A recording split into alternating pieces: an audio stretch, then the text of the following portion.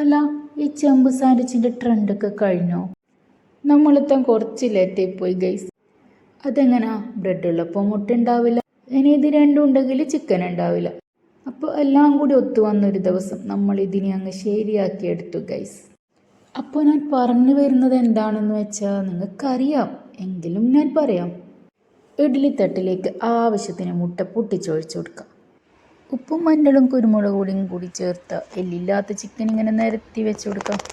പിന്നെ കുറച്ച് വറ്റൽമുളകും കുറച്ച് വെളുത്തുള്ളിയും കൂടി വെച്ച് കൊടുത്ത് ഇതൊരു 10 മിനിറ്റ് നേരം ആവി കയറ്റിയെടുക്കാം.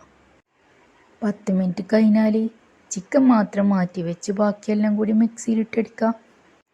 അടിക്കുന്നതിൻ്റെ കൂടെ ആവശ്യത്തിന് ഉപ്പും കുറച്ച് യോഗട്ടും ഒരു സ്ലൈസ് ചീസും ആവശ്യമുണ്ടെങ്കിൽ മാത്രം കുറച്ച് ഫ്രഷ് ക്രീമും കൂടി ആഡ് ചെയ്ത് കൊടുക്കാം.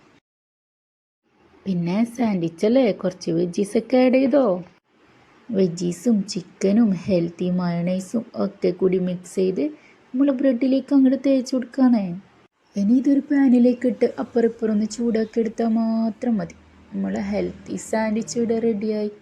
ഇതിൻ്റെ ബെസ്റ്റ് പാർട്ട് എന്താണെന്ന് വെച്ചാൽ ഇത് ഡയറ്റ് എടുക്കുന്നവർക്കും വെയിറ്റ് ലോസ് നോക്കുന്നവർക്കും നല്ലൊരു ഓപ്ഷനാണ് കേട്ടോ. ബ്രെഡ് അങ്ങോട്ട് മാറ്റി ചപ്പാത്തി പകരം വെച്ചാൽ മതി. ഇതാര് ബുദ്ധിയിൽ ഉദിച്ചതാണെങ്കിലും സംഭവം അടിപൊളിയാണ്. ഇനി അടുത്ത വീഡിയോയിൽ കാണാം. ബൈ.